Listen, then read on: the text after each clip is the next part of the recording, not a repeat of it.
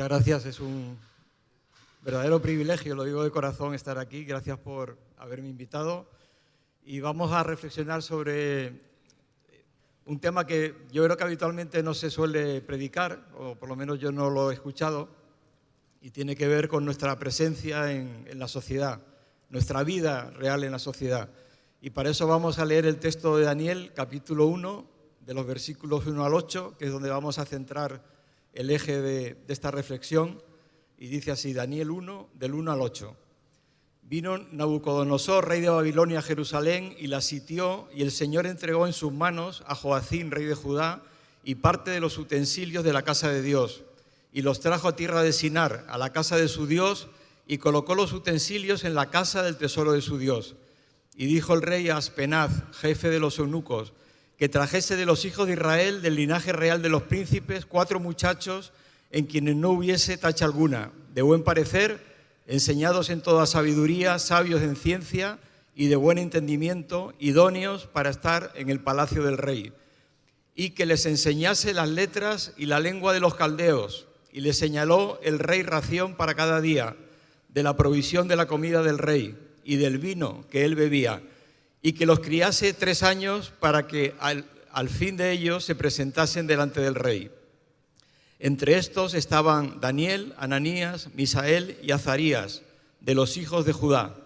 A estos el jefe de los eunucos puso nombre, puso a Daniel Belsasar, a Ananías Sadrac, a Misael Mesac y a Azarías Abed-nego. Y Daniel propuso en su corazón no contaminarse con la porción de la comida del rey, ni con el vino que él bebía. Pidió, por lo tanto, al jefe de los eunucos que no se le obligase a contaminarse. Ayúdanos, Señor, a entender tu palabra, háblanos al corazón.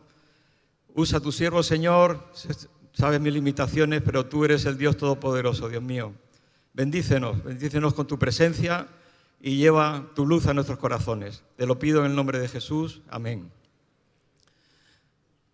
Esto es una tragedia, lo que estamos leyendo ahora de Gaza, ¿verdad?, de llevarse a los palestinos. En este caso, un rey, Nabucodonosor, arrasó la tierra de Israel, arrasó Jerusalén, arrasó el templo de Jerusalén y se llevó cautivos a gran parte de sus habitantes, especialmente a los jóvenes de la casa real. Babilonia era en aquel momento el universo del más alto nivel. Tenían el máximo nivel de ciencia. De hecho, allí había astrólogos, de ahí dicen que vinieron los magos de Oriente. La arquitectura, unos templos increíbles, lujo, los famosos jardines de Babilonia, jardines colgantes, que eran una recreación, dicen que maravillosa, una cultura poderosa, un poder inmenso.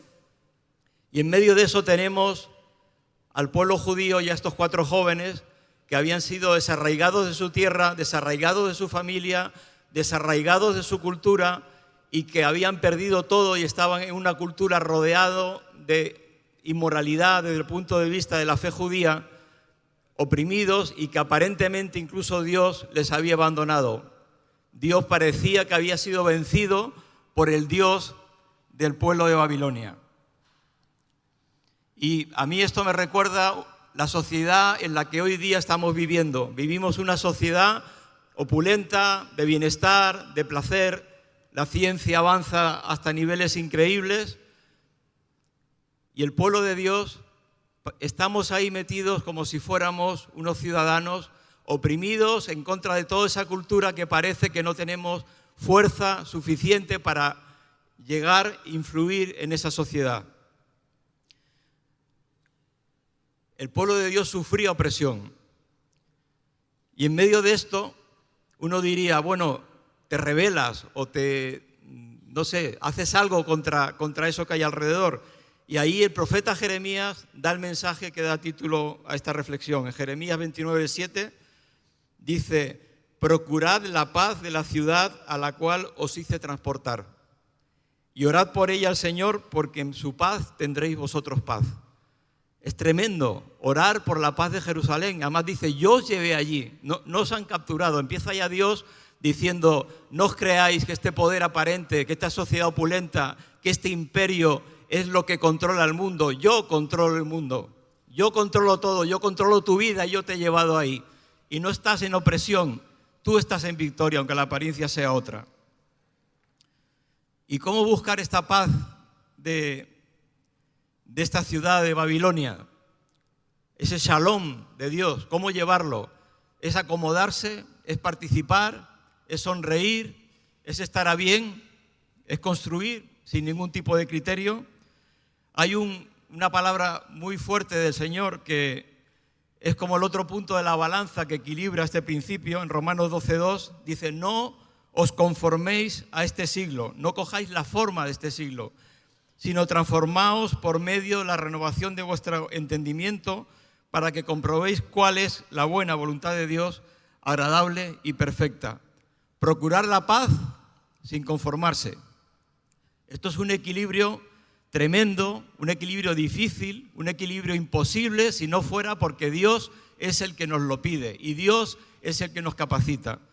Y yo solo voy a contar algunas experiencias mías, porque yo toda mi vida esto es como caminar en la cuerda floja, ¿no? Estás siempre hacia un lado y hacia otro, que si te caes de uno de los lados te vienes abajo. Yo he trabajado 40 años como médico en un gran hospital de Madrid, fue parte de la dirección, fue portavoz del hospital. En mi llamamiento del Señor siempre he tenido una carga especial por el periodismo secular, los políticos, lo sigo teniendo y sigo estando ahí. Y me he movido en esta cuerda floja, no siempre con acierto, pero sí que el Señor me ha enseñado, si alguna vez me he caído, a volver a levantarme. Y esta cuerda floja en la que vivía Daniel es una doble identidad, es una doble realidad en la que vivimos, y son dos realidades totalmente opuestas. Una es el príncipe de este mundo que controla la sociedad y el otro es el reino de Dios. ¿Cómo podemos estar en medio de estas dos fuerzas totalmente opuestas? Y vemos aquí dos aspectos muy importantes en estos jóvenes que estaban allí en Babilonia. Por un lado, eran jóvenes formados, firmes en su carácter, en sus creencias. Dice, de hecho, les eligen, dice, porque no hay tacha alguna de buen parecer, de sabiduría, sabios en ciencia y buen entendimiento. Necesitamos formar a nuestros jóvenes, no entretenerlos, no meterlos en una iglesia para que estén teniendo actividades. Hay que formarles, hacerles sabios, entendimiento, comprendan la palabra de Dios a la luz de los desafíos que hay hoy en día. Jesús es la respuesta, pero nos han cambiado las preguntas. Tenemos que contestar a las preguntas que la sociedad nos da para que nuestros jóvenes se puedan enfrentar a la sociedad que les rodea. Y por otro lado, los jóvenes no tienen ningún problema cuando dice que les enseñan las letras y la lengua de los caldeos. Van a aprender de la cultura que les rodea. No vivimos en una burbuja. Nuestro punto de misión no es la iglesia, nuestro punto de misión es allí donde estamos. Para mí, mi punto de misión fue el hospital donde estaba y los sitios donde yo iba. Ese era mi punto de misión. En la iglesia yo cogía fuerzas, pero la misión estaba allí fuera. No vivimos en un convento, y nuestros jóvenes, estudiantes, universitarios, profesionales, albañiles, cualquier trabajo que tú tengas, ese es tu punto de misión, y ahí tienes que entender la lengua de los caldeos. Le ocurrió a Moisés en Egipto, le criaron como judío, su madre, creyendo que era su nodriza, pero fue educado como príncipe de Egipto. Necesitamos tener estas dos formaciones para entender el mundo que nos rodea. Pongo un ejemplo. Yo tenía un compañero en el hospital, un compañero bastante contrario a Dios, y curiosamente es el que más me preguntaba de Dios continuamente. Y una de las veces me dice, Pedro, yo me masturbo, ¿qué me diría Dios de eso? Y yo, claro, la parte moral, espiritual, eso es un pecado, eso es una depravación, es una dependencia, te va a hacer daño, no es bueno. Digo, no sé, casi es lo que quiere, ¿no? Verte como un fanático que estás ahí. Lo otro es decir, bueno, tranquilo, no te preocupes, ya eso es un hábito, ya lo superarás y al fin y al cabo hay cosas más importantes, etc. Me quedé 2 segundos y en ese 2 segundos el Espíritu de Dios, porque hace falta que el Espíritu Santo nos revele, me dio una palabra más, de verdad la dije sin saber lo que estaba diciendo. Y le dije, a Dios le importa mucho más tu corazón que tu pene. Y se quedó totalmente en blanco, en blanco.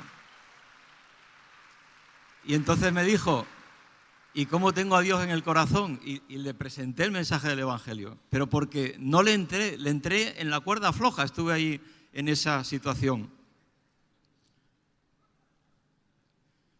Y algo muy importante también de estos jóvenes, de estos 4 jóvenes, es que no solamente estaban formados, tenían un carácter, tenían capacidad, estudiaron la cultura que les rodeaba, sino que ellos decidieron no contaminarse, lo dice la palabra.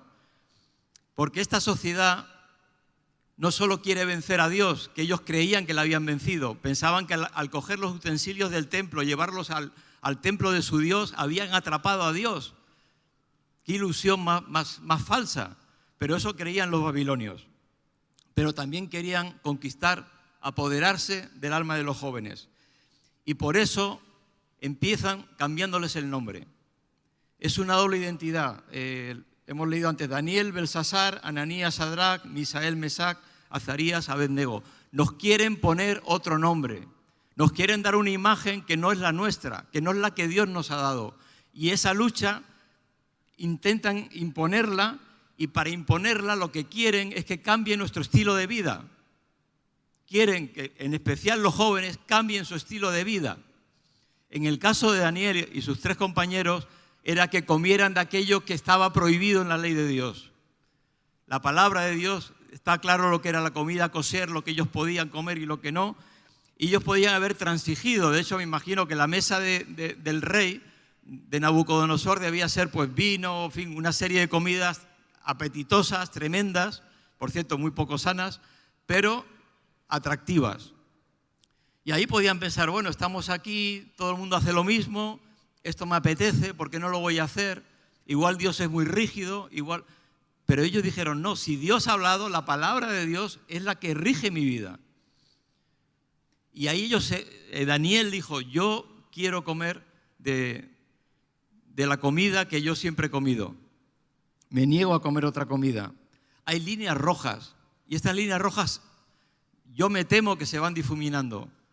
Que los jóvenes hoy en día es frecuente la pornografía, es frecuente, bueno, los jóvenes y a veces los no tan jóvenes, las relaciones extramatrimoniales, el olvidarse de servir al Señor y dedicarse solamente a mi carrera, a mi prestigio, mi futuro, mi economía, que todo eso está bien, pero en segundo lugar después del Señor. Son líneas rojas que no hay que pasar nunca y en las que tenemos que permanecer. Líneas rojas que además nos aparecen a veces en los momentos más pequeños, son pequeñas decisiones donde el diablo nos tienta para que del blanco entremos en el gris, del gris en el gris oscuro y acabemos pisando en el territorio negro. Porque nos va ofreciendo comida y cosas en las que vamos cayendo y nos va metiendo en esa cultura. Yo recuerdo, por ejemplo, un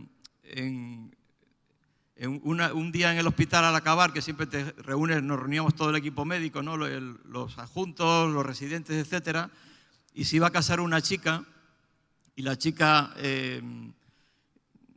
pues, empezaron a bromear sobre la despedida de soltera y decían, bueno, es tu última oportunidad de echar una cana al aire, de tener una experiencia, después del matrimonio, ya sabes, y alrededor de eso empezaron a hablar, y yo me sentía cada vez más incómodo y un momento que quiero entender que es el Señor, yo le dije, mira, perdona, pero si yo me casara con una mujer que amo mañana, lo último que haría sería engañarla hoy. Y se quedaron lo mismo todos. No sé qué pensarían, pero la chica después me dio las gracias. Dice, mira, yo me sentía muy mal. No podemos alimentarnos y dejarnos arrastrar por esa cultura que nos rodea. Y un aspecto importante donde nos engaña Babilonia es que nos da una teoría de libertad. Libertad en lo íntimo, en lo privado, pero no en lo público. En lo público tenemos que servir al emperador. Tenemos que adorar la estatua del emperador como querían que la adorasen los jóvenes de Judá. Y por supuesto que la fe es una fe íntima que debemos vivir en la intimidad, pero la intimidad es para expresarlo en público. De la abundancia del corazón abra la boca. Y no tenemos que acobardarnos, tenemos que ser valientes, tenemos que expresar aquello que creemos, porque esa es la forma en la que podemos ser sal y luz. Porque precisamente por abandonar eso, como dice Dios, llevó a Judá, a Israel, a Babilonia. Él lo permitió porque se habían apartado por completo de lo que eran los principios de Dios. Tenemos que elegir entre morir de pie, como dice la frase, o vivir de rodillas. Cuando querían obligar en lo público a los 3 jóvenes compañeros de Daniel a adorar la estatua y se negaron, los llevaron al horno de fuego. Sabéis la frase, Daniel 3, 17, 18. He aquí nuestro Dios a quien servimos puede librarnos del horno de fuego ardiendo y de tu mano, oh rey, nos librará. Y si no sepas, oh rey, que no serviremos a tus dioses ni tampoco adoraremos la estatua que has levantado. Daniel sirvió a varios emperadores, los sirvió fielmente en toda su historia, procuró la paz de su tierra, pero también se enfrentó por lo menos a 3 de ellos en los que se jugó realmente la vida. No podemos servir a los políticos como si fueran los representantes de Dios. Ojalá que gobiernes según el corazón de Dios, pero lo normal es que harán cosas buenas, pero harán cosas malas. No podemos ser acríticos. Ningún político, y estamos cayendo en eso, en creer que Dios envió un político para solucionar la situación de la iglesia, para darnos libertad, para poder predicar el evangelio, para que haya una moral correcta. Somos nosotros, en el nombre de Dios, los que somos luz, allí donde estamos, para llevar todo eso a la sociedad que nos rodea. Y yo os cuento, yo tuve un momento de participación muy intensa con el Partido Socialista por temas de sanidad pública en los que yo estaba, y ahí conocí a Pedro Cerolo. No sé si le conocéis. Pedro Cerolo era un alto cargo del PSOE, él era canario como yo, su padre y mi padre éramos amigos, pero él era homosexual. Él trajo toda la ideología de género a España, promocionó y logró el matrimonio homosexual, impulsó el Día del Orgullo Gay, en fin, era una persona totalmente volcada. Yo con él nunca traté estos temas, hablábamos de libertad religiosa, en fin, de cuestiones de otro tipo. Y un día hubo un problema con Marco Zapata, no sé si le conocéis, de Buenas Noticias, y presidente ahora de la Alianza Evangélica, en la que se colaron en una charla que él daba sobre homosexualidad, y no dijo nada que no dijéramos ninguno de nosotros, pero lo distorsionaron, le acusaron, quisieron cerrarle los centros que tenía, le persiguieron, le iban a llevar a juicio, en fin, fue algo muy fuerte. Y en esa ocasión, en Protestante Digital, hicimos una defensa fuerte de la actuación de Marco Zapata, y él se enteró, gracias a Dios, pues tenemos esa influencia. Y me llamó, todavía me acuerdo, estaba en el hospital, me suena el móvil y dice: soy la secretaria del Pedro Cerolo, un momento que se pone. Y me empezó a decir: tú, ¿qué pasa con Marco Zapata? ¿Por qué has publicado esto? ¿Qué piensas tú de la homosexualidad? Y yo le dije: mira, yo pienso que mi ideal desde el punto de vista de la palabra de Dios es que la sexualidad está hecha para disfrutar dentro del matrimonio entre un hombre y una mujer. O sea, que yo soy un vicioso o un degenerado. Digo, no, yo te digo lo que dice la palabra de Dios. A partir de ahí tú sacas tus conclusiones. Me persiguió, quiso cerrar Protestante Digital, me echó de todos los sitios en los que yo participaba en aquel momento. Pero yo te digo que jamás he tomado mejor decisión que esa, porque es lo correcto y es donde Dios nos va a bendecir. Cuando perdemos en el nombre de Dios, ganamos muchísimo más en todos los aspectos.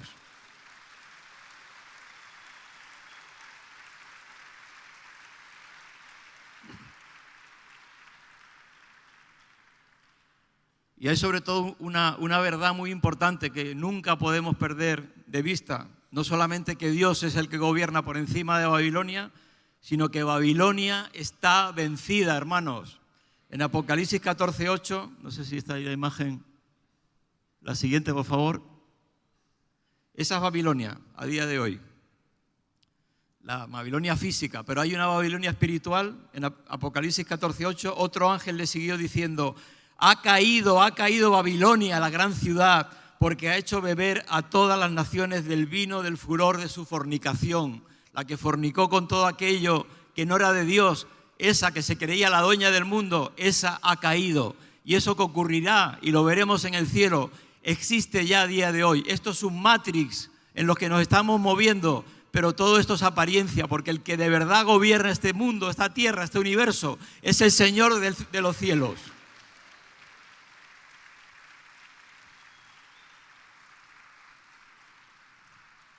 En este sentido, ya os cuento mi última experiencia, que para mí fue muy fuerte, me dejó marcado. Yo cuando acabé el MIR, la especialidad que yo hacía, medicina interna, estuve los 3 años de paro que tenía trabajando en un centro de rehabilitación, trabajando de médico, de albañil, de fin, de muchas cosas, y el Señor ahí me trató de una manera muy, muy fuerte.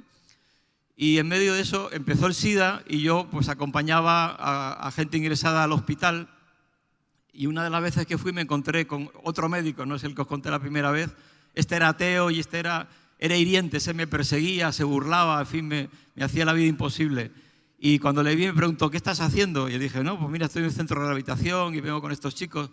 Y dice, o sea, que tú estás desperdiciando tu vida, tu futuro, tus compañeros están todos colocados. Tú no vas a llegar a nada, te vas a quedar fuera, te estás quedando al margen de todo lo que es el trabajo. No vas a poder acceder a ningún puesto en ningún sitio, salvo algún puesto de mala muerte por ahí. Y aquello me afectó mucho, me afectó. Y yo dije, Señor, ¿qué va a ser mi futuro? Además, este hombre fue el número 3 del MIR, es un tío súper inteligente. Y bueno, aquello me dejó tocado, pero bueno, intenté aquello olvidarlo. Unos meses después me llamaron, y no os voy a contar, pero fue milagrosamente, me contrataron para estar unos meses de verano de jefe de urgencias, me ampliaron el contrato, me lo volvieron a ampliar y acabé estando fijo de plantilla. Cuando volví al hospital, a las pocas semanas me acordé de él y digo, oye, ¿qué ha sido de este? Dice, ¿no sabes? Digo, no sé nada.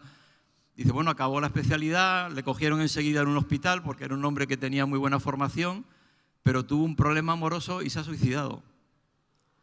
El hombre que me decía que no tenía futuro iba a morir, y yo, que no tenía futuro, el Señor me iba a poner donde yo jamás había conseguido estar.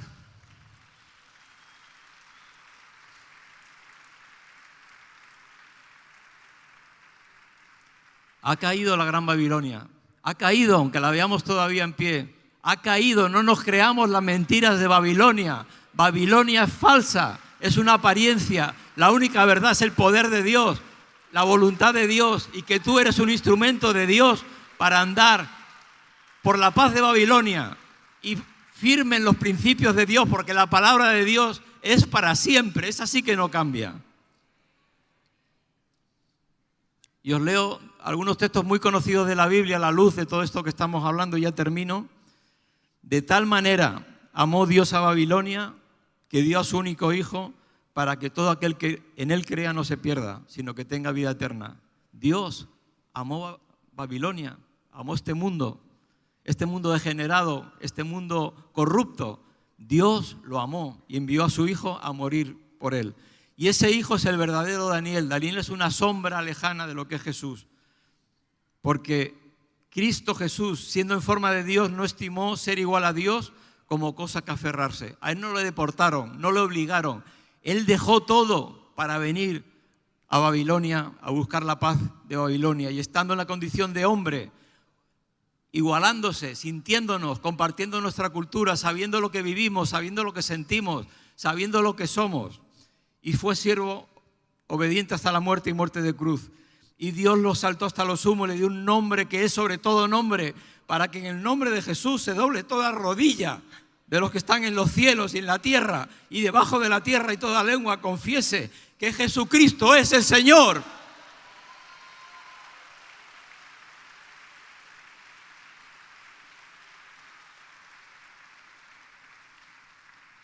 Y el último texto, enlazo ya con el lema de esta congregación, son palabras de Pablo, y yo creo que son palabras del Señor para nosotros hoy aquí. Hermanos, yo mismo no pretendo haberlo ya alcanzado, pero una cosa hago, olvidando lo que queda atrás, tus errores, tus tropiezos, tus éxitos, lo que buscabas y que quizás no era del Señor, ciertamente me extiendo a lo que está delante y prosigo a la meta, al premio del supremo llamamiento que es en Cristo Jesús, el Shalom de Babilonia y la verdad poderosa de la palabra de Dios en Cristo Jesús. Que Dios os bendiga.